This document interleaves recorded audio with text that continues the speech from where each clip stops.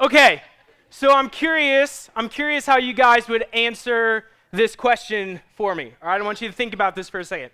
How would you answer if you were asked the question, who or what circles do you run in? Like, who is in your circle? Who is in your circle? And I don't mean like running in circles, but like literally, what circles do you run in? And if you don't know what I mean, if you don't know what I mean, somewhere along the line, the idea of a circle kind of came to represent the groups that we're a part of, or the people we interact with, those who we relate with. And so we're all part of these different circles. You've got your friend circle. And maybe if you're a person who, like, none of the people from church go to your school, then maybe you have your school friend circle and you have your church friend circle. Or maybe you've got your sports circle or your theater circle, or who here is representing the homeschool circle? Yeah, homeschool circle. There's your family circle, but we all exist in circles. And for me to know this is true, all I've got to do is just watch you guys on a Thursday night when you come to Oasis. Because here's what happens. And you don't realize that I'm watching. And I know it sounds creepy, but I'm watching what you guys do. And you come in the door, and if you've been here for a few weeks, as soon as you come in, you immediately gravitate toward a certain person or a certain group of people. And the rest of the night, you hang out with and spend time with and interact with those people in a way that you don't with the rest of the people here. And that's not because there's anything wrong with the rest of the people here, but it's because those are the people that are in your circle. Those are the people that you interact with. And I remember, even when I was in junior high and when I was in high school, that these circles were really well defined. So to the point where if I had left the circle that I run in and went to spend time with people in a different circle, other people watching that on the outside would see that and be like, what's going on over there? Like, Chris doesn't usually spend time with those people. Something's different. Something's weird about that. Our circles are well defined to that point. And tonight, we've got these tables set up, so you are literally in circles. But, yeah, you see what we did there? But I know that when you picked what seat you were going to sit in, you didn't do that completely randomly. I guarantee you, for the majority of you, that you are sitting with at least a few people at your table that you are closer to or that you connect with more than people at other tables. And hear me out. That's not bad. There's nothing wrong with that. As humans, we desire to have relationships, and it's impossible for us to expect to connect on a deep level with every single person that we ever come into contact with. So what we do is we develop these circles of a smaller number of people, and those are the people that we get to know in a deeper way and on a deeper level. So tonight we are kicking off this new series called Circles, and what we want to do is we want to look at what does it look like to interact well in these circles that we run in. How do we exist well? And so the first circle I want to start with tonight is the friends circle. The friends circle. And whoa, are you okay over there? That sounded like that hurt. Okay, yeah. Your friends circle will take care of you over there. Make sure you're all right. Tonight we want to start with the friends circle. And here's the thing. For anyone, but especially when we're in junior high and high school, the friends circle is like the most important one. Am I right? Yeah, would you agree? It's so influential. In fact, I was reading this book the other day, and the author of the book, he was telling this story about his teenage daughter. And he was saying that he and his wife are kind of constantly trying to encourage their daughter to step out of her comfort zone and try some things that are different than what she usually does, and she's not having it. She's like, nope, not going to do that. That's not what I want to do, until all of a sudden her friends start trying some of those things, and then all of a sudden she's all about it. And then he made this point I'd never considered before, but he said, it's crazy to think because we're her parents, we spend all this time with her. There's this huge portion of the beginning of her life where we are raising her, yet one day she's going to leave us and get married and spend the rest of her life with and make the most important human relationship with a person who started out as a friend. Like, that is how important and influential this friend circle is. And so usually, you guys who have been around the block a few times in church, you know that typically when we talk about friends, usually what we're doing is we're talking about how we choose friends wisely and what are the friends we should try to be around, what are the friends we try to avoid, and that's good, that's important. But tonight, I want to take this from a different angle, okay? Tonight, as I talk, I want you guys to focus, think in your mind about who is in my friend circle, because we're going to look at how Jesus interacted in his friend circle and kind of see how can we do the same in ours. So if you've got your Bible on your phone or a tablet, or if you're old school and you've got a paper Bible, you're one of my favorite people. That's awesome. I want you to turn to the book of John. That's the fourth book in the New Testament: Matthew, Mark, Luke, then John. We're going to be in John chapter 15. John chapter 15, and we're going to be starting in verse 9. And while you're turning there, I want you to listen to me for a second because I want to set this up for you, okay? So this passage I'm going to read to you, Jesus, he's talking to the people in his friend circle. He's talking to his friends here, okay? And I want you to listen to what he says, starting in verse 9. He says, "I have loved you even as the Father has loved me. So remain in my love. When you obey my commandments, you remain in my love, just as I obey my Father's commandments and remain in his love. I've told you these things so that you will be filled with joy. Yes, your joy will overflow. This is my commandment: love each other in the same way I have loved you. There is no greater love than to lay down one's life for one's friends. You are my friends if you do what I command. So I no longer call you slaves, because a master doesn't confide in his slaves. Now you are my friends, since I've told you everything the Father told me. You didn't choose me, I chose you. I appointed you to go and produce lasting fruit, so that the Father will give you whatever you ask for using my name. This is my command: love each other." So, when we read this, the question is, how did Jesus relate to his friends?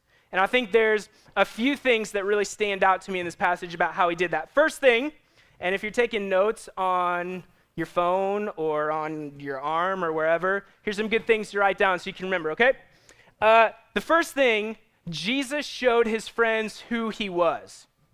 Jesus showed them who he was. Listen to these couple verses again. It sounds kind of confusing, but I'll explain it to you. He says, "I have loved you even as the Father has loved me.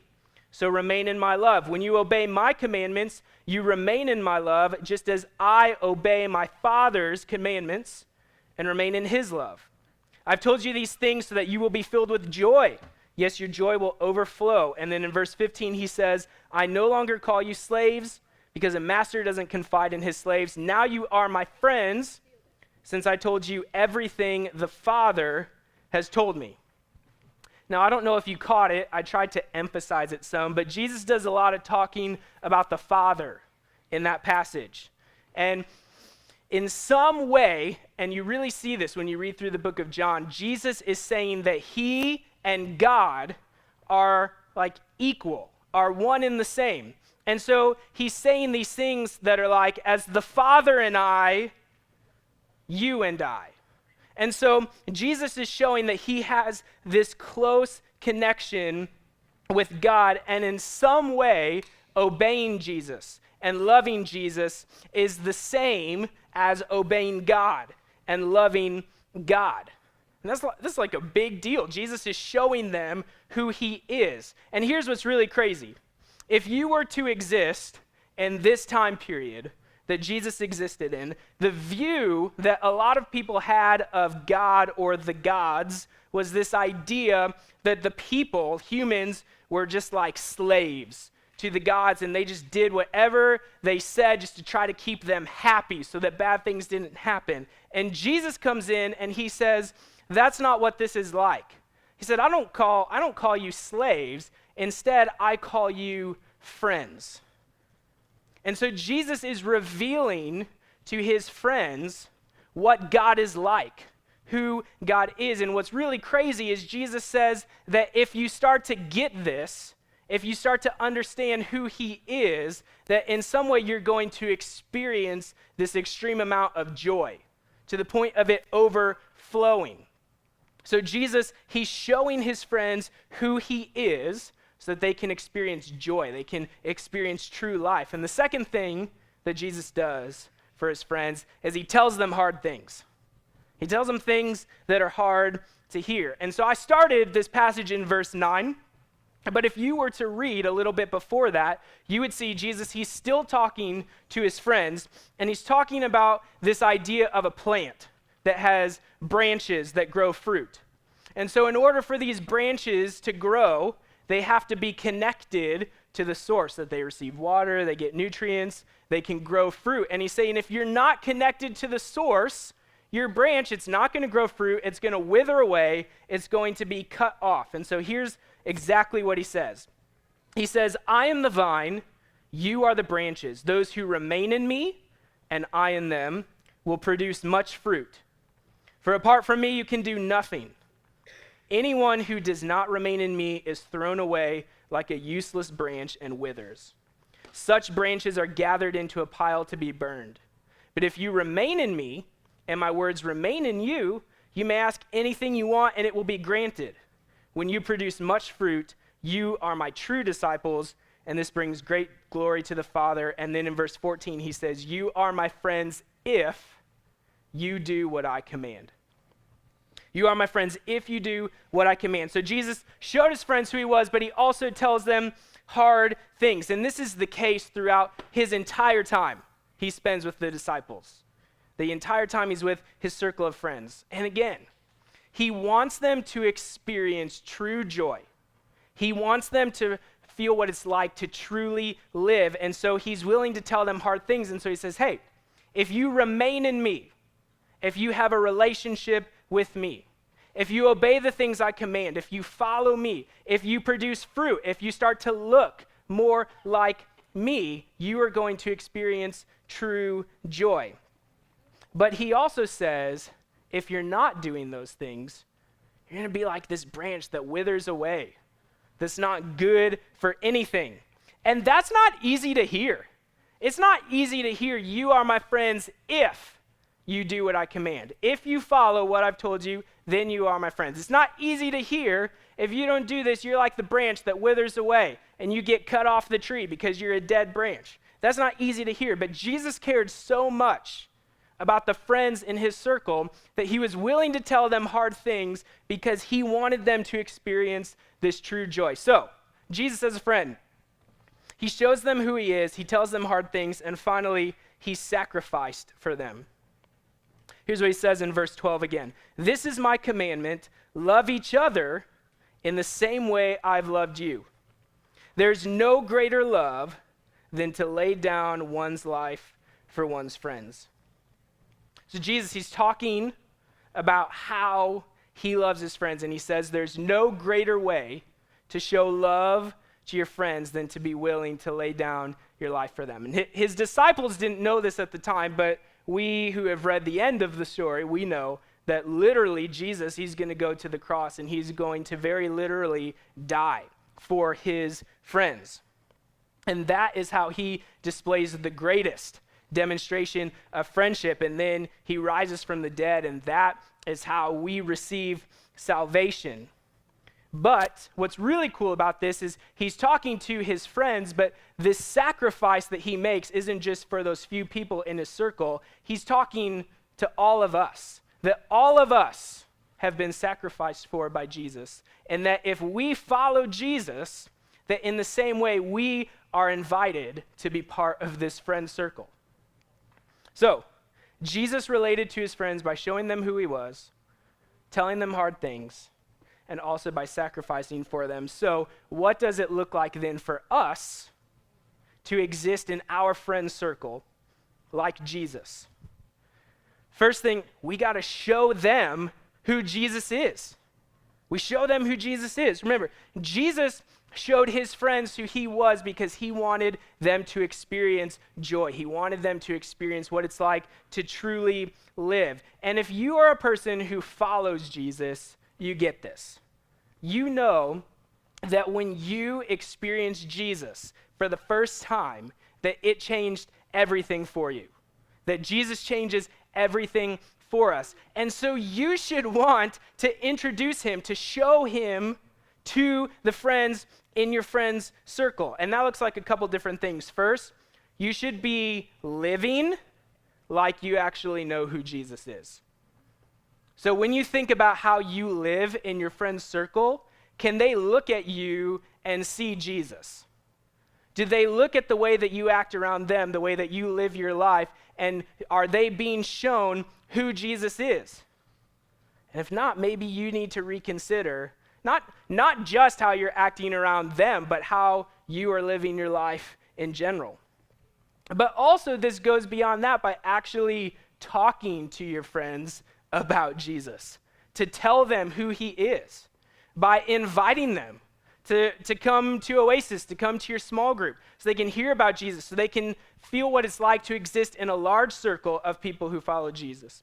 And can I just say for a second that I don't want you to hear me up here saying this and feel like I'm saying this because no one ever does this. Like, there are a lot of you who do an awesome job at this, and I know that you are working really hard to show Jesus to your friends. And in fact, I know that there are several of you at these tables right now because another friend in your circle showed you who Jesus was, told you about Jesus, invited you to come here. So for those of you who are doing this, like, hey, we're super proud of you. Way to go. Like, that is so awesome. But some of you are not doing this, and you need to consider in your friend circle, are you showing them Jesus?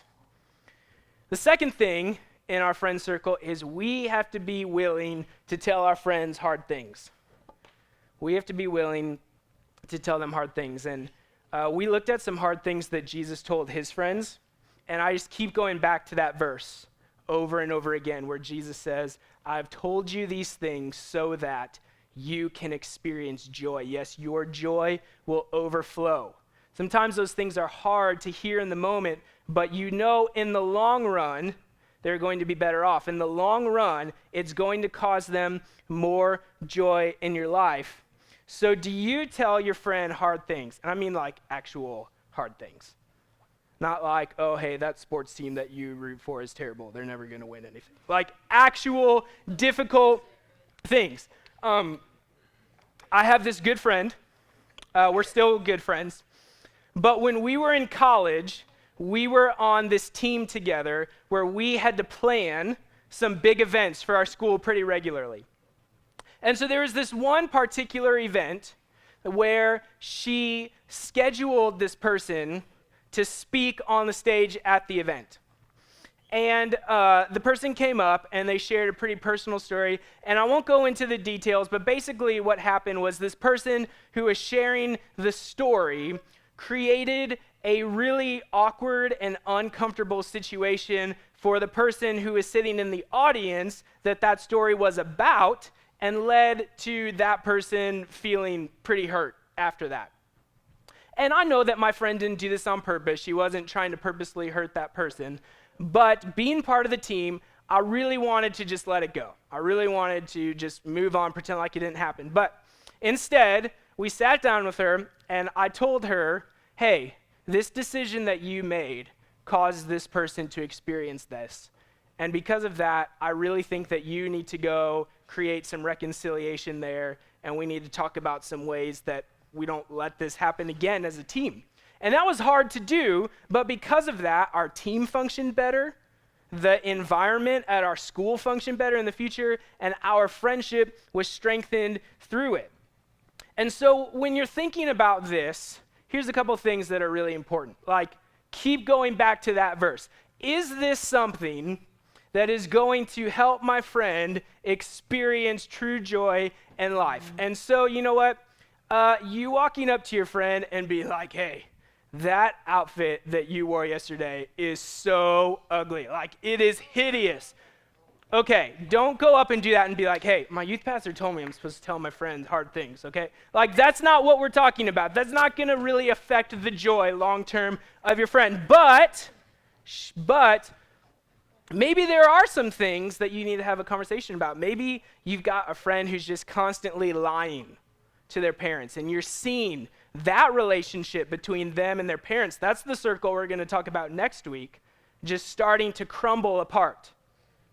And you know that you need to kind of call them out on that.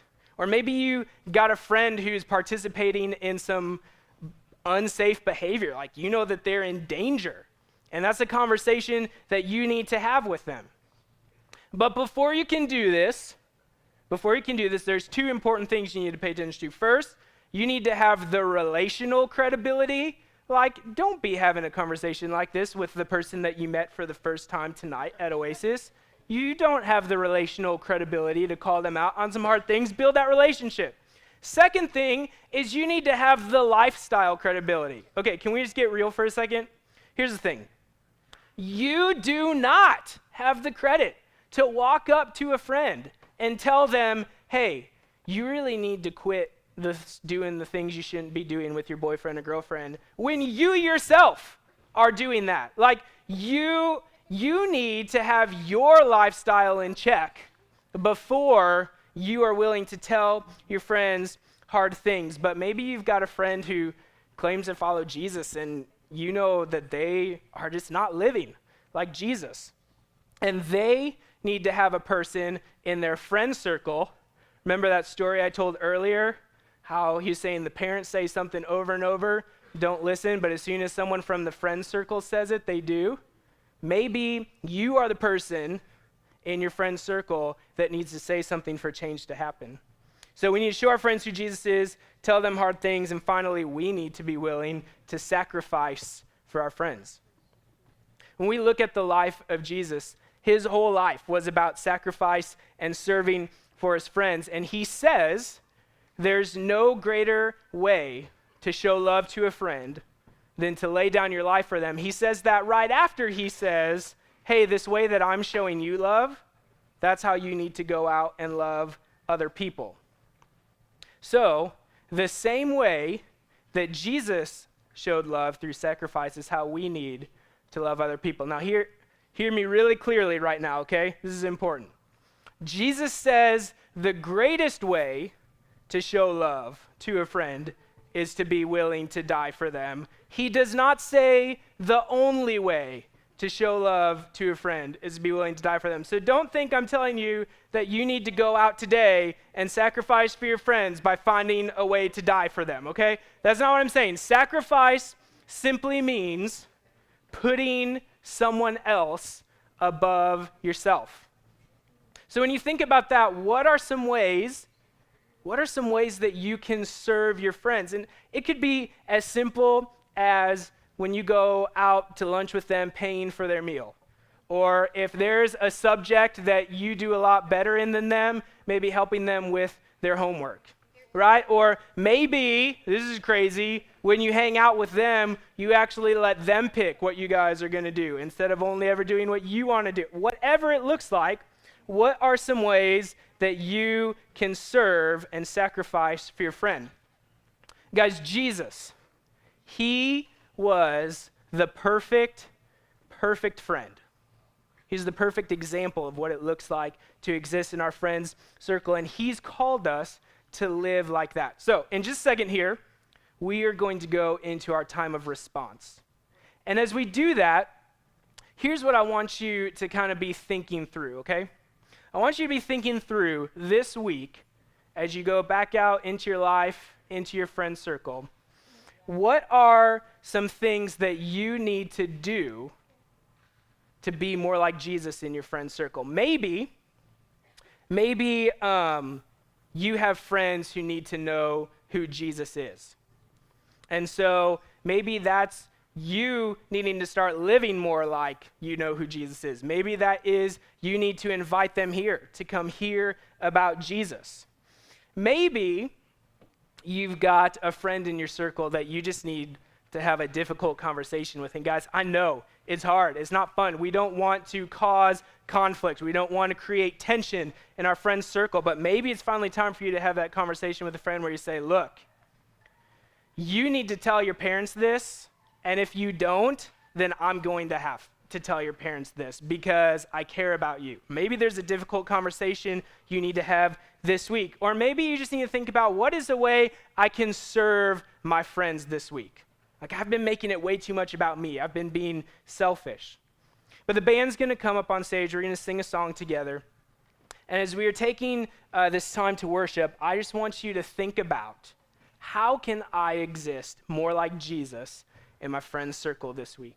So why don't you guys go ahead and stand up. I want to pray for you. And then we're going to sing together.